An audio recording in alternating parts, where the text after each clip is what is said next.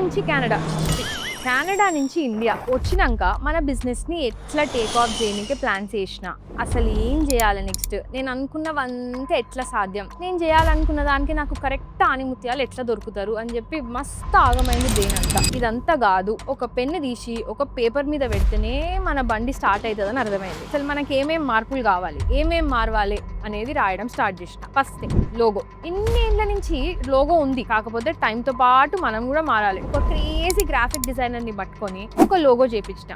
Very soon launch కూడా అయిపోతుంది. Next మనకి మోస్ట్ ఇంపార్టెంట్ థింగ్, పొద్దున్నే లేచి చూస్తాం చూడండి రీల్లు, అవి చేయనీకి ఒక మంచి సోషల్ మీడియా టీం కావాలి.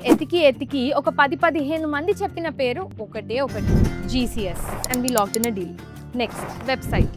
ఎంత ఇన్స్టాగ్రామ్, యూట్యూబ్, వాట్సాప్ ఎన్ని చేసినా ఒక వెబ్సైట్ లేని ఏదో అన్నం తిన్న తర్వాత పెరుగన్నం తినకపోతే వచ్చే ఫీలింగ్ వస్తుంది. ఒక మంచి టీమ్ని పట్టుకొని వాళ్ళతో వెబ్సైట్ డిజైనింగ్ కూడా స్టార్ట్ చేసేసినాం. వెరీ సూన్ లాంచ్ కూడా అయిపోతుంది. మనకి ఎన్నో ఇయర్స్ నుంచి ప్యాకేజింగ్ ఉన్నా ఇప్పుడు ఏదో మారవాలి, ఏదో చేంజ్ చేయాలి. ఎవరన్నా చూస్తే అరే ఫలానా బ్రాండ్ ది ప్యాకేజింగ్, ఫలానా బ్రాండ్ వాళ్ళు అని చెప్పి గుర్తుపట్టేయాలి. దానికోసం మనం ఎంతో మందిని కలిసి ఒక డీలర్ని లాక్ చేసి ప్యాకేజింగ్ కూడా ఇన్ ప్రాసెస్ పెట్టేసాం. రెనోవేషన్.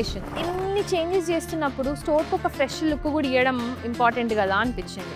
సో దానికోసం ఎంతో మంది ఇంటీరియర్ డిజైనర్స్ని కలుస్తున్నా. ఎవరితో నా వైబ్ అనేది మ్యాచ్ అయితే లేదు. బట్ మీకు ఎవరైనా ఇంటీరియర్ డిజైనర్స్ గురించి తెలిస్తే మాత్రం డెఫినెట్గా కామెంట్స్లో మెన్షన్ చేయండి. నేను పర్సనల్గా రీచ్ అవుట్ అవుతాను.